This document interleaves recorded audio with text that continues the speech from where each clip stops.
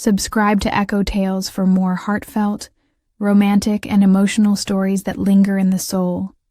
Like, share, and comment if this story touched your heart. I never expected a quiet visit to feel like walking straight into a storm. That was the first thought Arian had as he stepped off the bus and onto the dusty road that led to his childhood home. It had been 7 years since he last set foot in the village. He had left everything behind. Old memories, old pains, and most of all, the silence that followed his mother's passing. Now, with his father gone too, he thought there was nothing left for him here. But then came the unexpected call from his 2 aunts, Mira and Padma. "Come home," Mira had said over the phone. Her voice was calm, but had a strange weight to it. "We need to talk. It's important." Those words kept echoing in Arian's mind as he walked up the familiar lane, suitcase in hand. The village hadn't changed much. The same narrow roads, the same smell of earth after rain, the same red-tiled roofs that always looked warmer than they felt.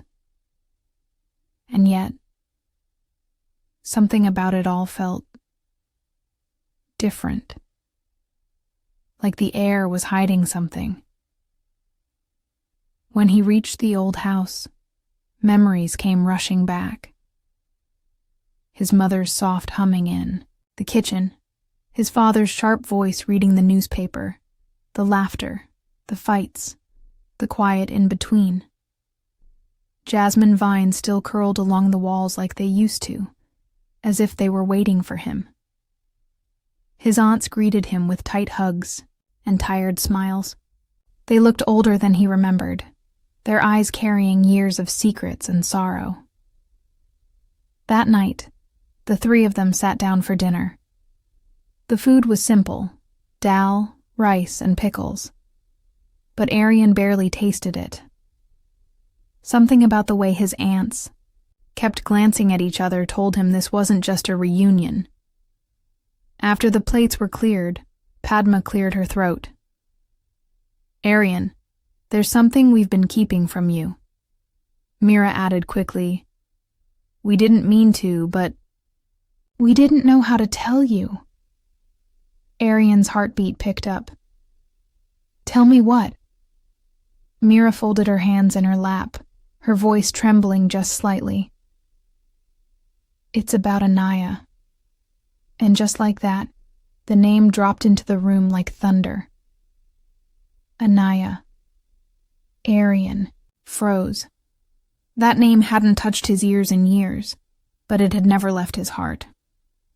Anaya, the girl with the quiet smile and wild dreams, his first love, his only love. They were just teenagers then, full of hope and fire, making promises under the stars. And then one night, she was gone. No goodbye, no note, no trace. She disappeared like a dream at sunrise, leaving Arian broken and confused.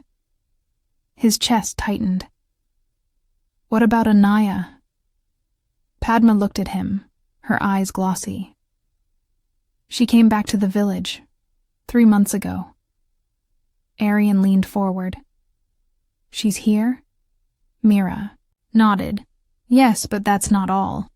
There was a long pause before Padma said the next part, and when she did, it felt like the air had been knocked out of Arian's lungs.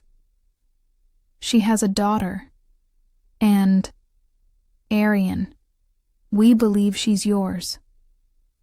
Time stopped. Arian stared at them, unable to speak. A daughter? His daughter? The girl he thought was lost forever had returned with a child. His child? He gripped the edge of the chair, trying to steady himself. Questions burned through his mind. Why didn't she tell him? Why did she leave? What happened all those years ago? But more than anything, one thought screamed louder than the rest. He had a daughter, and she had no idea who he was. The name Anaya hit Arian like a storm he never saw coming. It had been buried somewhere deep in his chest, untouched but never forgotten. Hearing it now, after so many years, unlocked a part of him he had carefully kept shut. His first love, his first heartbreak. The only person who had ever made him feel like home. Arian had met Anaya when they were just teenagers, full of dreams and foolish promises. She worked at a little bookshop near the temple. Quiet, thoughtful, always reading something.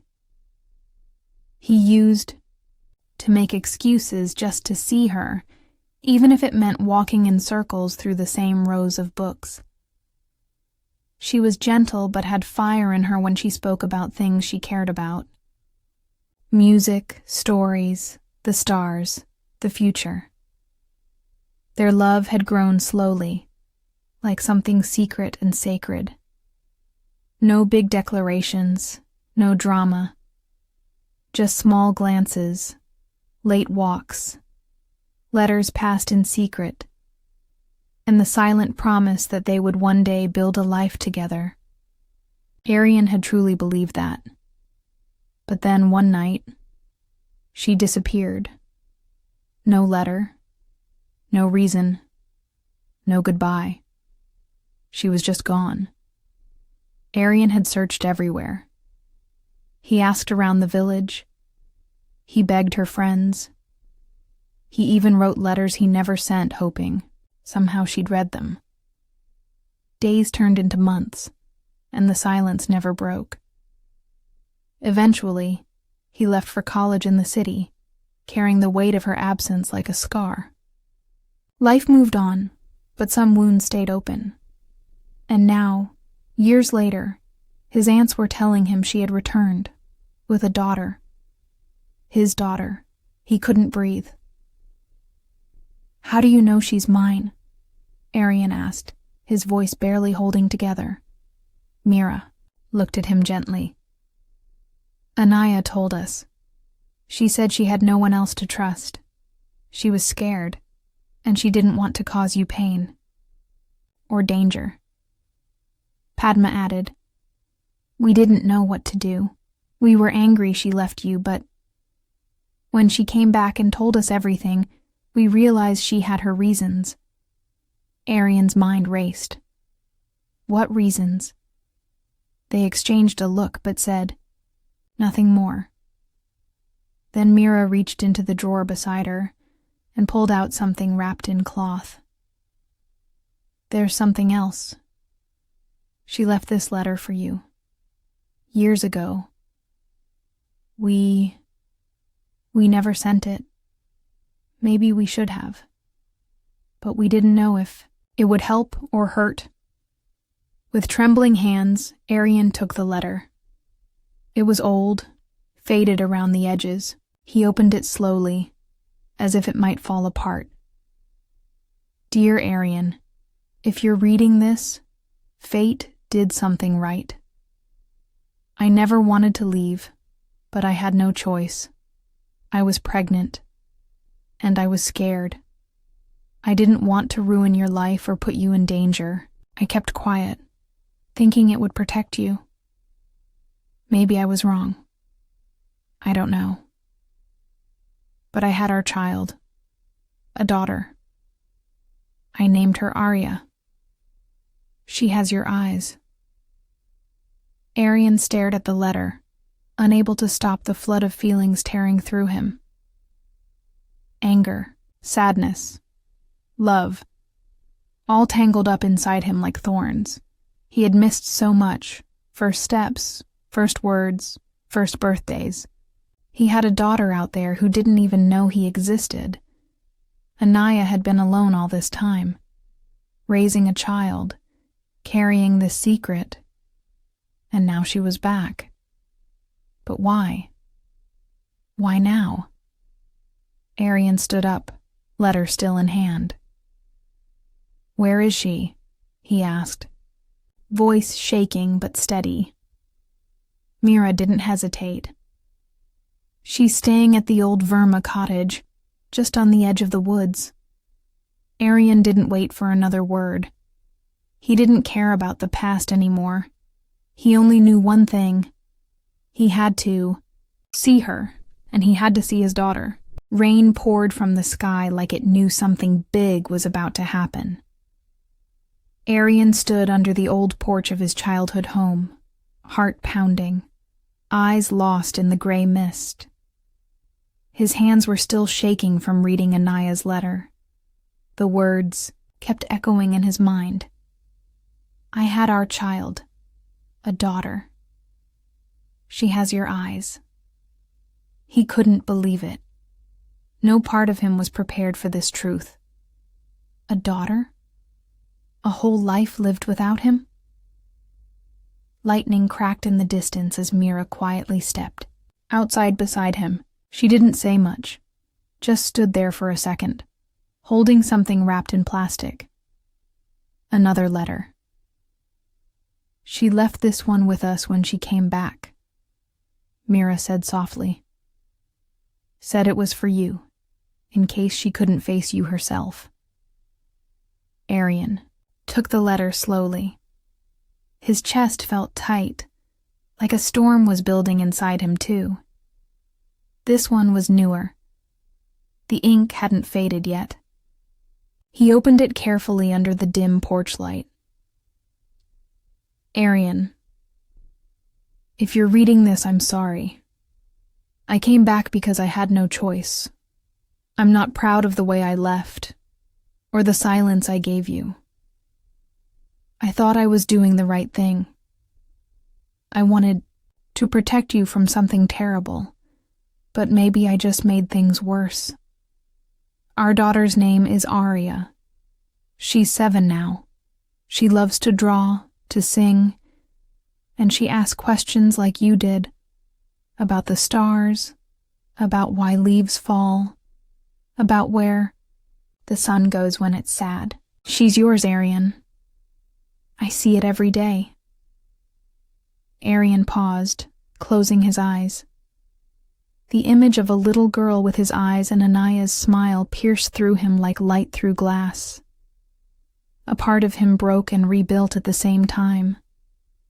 He thought about all the years he could have been there. For her first birthday, her first day of school, for scraped knees and bedtime stories. He thought about how Anaya had carried all that alone. How lonely it must have been. How scared she must have felt.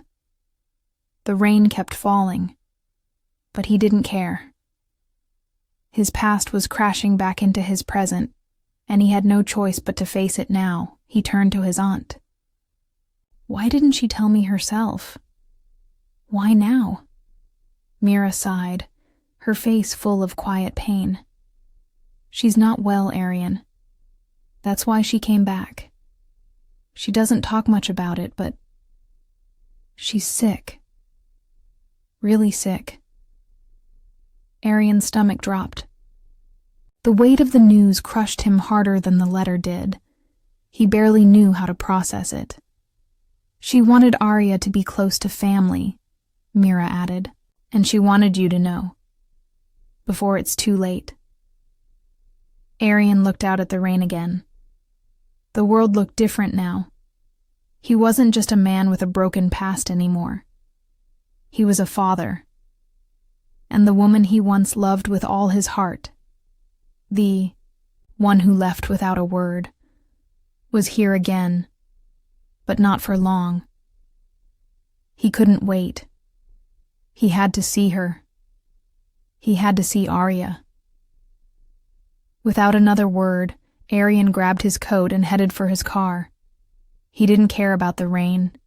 He didn't care about what had been left unsaid. All that mattered now was the truth, and the two people waiting at the edge of it. As he drove off into the misty night, one question thundered louder than the rest in his chest. Would she even want to see him? The road to the Verma cottage was narrow and muddy from the rain, lined with wildflowers and thick trees. Arian's car bumped along the path, heart racing faster with every turn. He hadn't seen Anaya in over 7 years, hadn't heard her voice, hadn't even dreamed she'd come back. And now he was about to face her, and a daughter he didn't know he had. The rain had stopped, but inside him, the storm had just begun. When he reached the cottage, it looked exactly like something from a storybook. Small, quiet, covered in ivy. The garden was a mess of overgrown grass and scattered toys. But what caught Arian's eyes was the figure on the porch. A woman stood there with a child in her arms. He knew it was her, Anaya. Even from a distance he could tell. Her hair was tied back in a loose braid. She looked thinner, more tired, but still carried that quiet grace he had always loved. She was holding a little girl, Arya. Arian stopped walking for a second. His legs felt heavy, like the past was holding him in place. But then Arya turned and looked at him. Big, curious eyes. His eyes. Anaya froze too, seeing him approach. For a moment, no one said a word. The air between them was thick with all the years and silence they had buried. "Arian," she said softly, almost like a question. He nodded. "I got your letter." She looked down at Arya, and then slowly set her on her feet. "Go inside, sweetheart. I'll be there in a minute." Arya looked up at Arian one last time before slipping through the door. That look, so full of wonder, shook him more than he expected. Now it was just the two of them. Arian took a deep breath. "Why didn't you tell me?" Anaya looked away, hugging her arms. "Because I didn't think I had the right." "The right?" he asked, voice cracking. "You had my child, Anaya. You disappeared. You let me believe you just left." "I had to," she whispered. "You don't understand what was happening then." "Then tell me," Arian said. "Help me understand." Anaya stepped off the porch, closer to him, her eyes wet with tears. "My father found out about us. He was furious. Said if I didn't leave, he'd ruin you. Hurt your family. I was scared. I didn't know what to do. And then I found out I was pregnant." Arian's chest tightened. "You could have called, written, anything." "I was 19, she said, voice breaking. "And I was alone." He looked at her. Really looked at her. The same girl he loved was still there. But now she carried so much more pain. "And now?" he asked. "Why come back now?" Anaya hesitated. "Because I'm sick. I don't know how much time I have. And I didn't want to leave without making things right." The words hit him like a blow. He had so many questions, so much anger. But in that moment, all he could feel was fear. Fear of losing her again, and fear of losing time with a daughter he'd just found out about.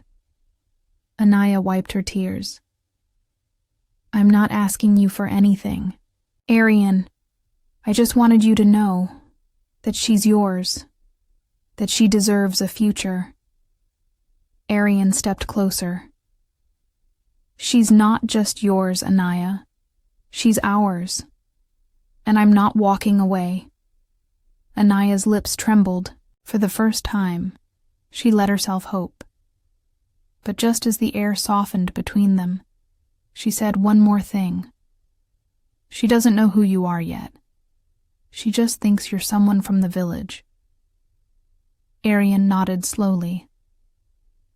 "Then let's start there," he said. One day at a time. The next morning, Aryan returned to the little cottage with a soft knock at the door. This time, there was no storm, no rain, just a quiet morning sun and a heart still thundering in his chest. The door opened slowly, and Arya peeked out. Her big eyes blinked up at him, curious and cautious. "You came back," she said, tilting her head. Aryan smiled gently. "Of course. I said I would." Arya glanced behind her, then stepped outside with a tiny notebook clutched in her hand. She was dressed in a yellow frock with messy braids, her smile shy but bright. "Mama said you used to live here a long time ago." "Yes," Aryan said, sitting on the porch step. "This used to be my home too, long before you were born." "Do you like stories?" she asked, flipping through her notebook. "I write some." "I love stories," Aryan replied, watching her carefully. "Tell me one." So she did. She read from her notebook, something about a talking bird and a lonely star. Her voice was soft, but her imagination was wild. Aryan laughed at her clever ending, and she beamed with pride. For the next few days, Aryan came by every morning. He never pushed, never claimed the truth. To Arya, he was just Uncle Aryan, a kind man who listened to her stories, brought her sweets, and helped her draw animals in the dirt. Anaya would sit by the window, watching with quiet eyes and a soft smile. She said little, but Aryan could see the emotion hidden in every look she gave him. They never talked much about the past, only the present. Anaya was getting weaker, he could see it. The way she walked slower, the way her hands trembled when she poured tea. But she still fought to smile in front of Arya. She still brushed her daughter's hair with gentle fingers every night. One evening, Aryan stayed late. Anaya and Arya were sitting together, reading by lamplight. Aryan stood by the doorway, heart full and aching at the same time. The scene was peaceful, but he knew it was also borrowed time. After Arya went to sleep, Anaya joined him on the porch. "She loves you already," she said quietly. Aryan looked at her. "I love her too." Anaya's eyes filled, but she nodded. "I can feel it, and it makes me a little less afraid." "Don't say that," Aryan whispered. "I have to," she replied, placing her hand over his. "I need to know she won't be alone." Aryan turned to her. "She won't be. I swear to you, Anaya. Whatever happens, I'll be here. For her. For you." Anaya closed her eyes for a second, leaning her head on his shoulder. "I'm so sorry I left," she said. "I wish I had been stronger." "You were scared," he said softly. "But you protected her. And now, we still have time. Even if it's just a little." They sat in silence for a while, the stars blinking above them like quiet witnesses. Inside, Arya stirred in her sleep. Her little voice called out, "Mama?" Anaya stood slowly. "I'm coming." Aryan watched her walk back into the house, her shadow flickering behind the door. He stayed outside for a long time, staring up at the sky. He had a daughter.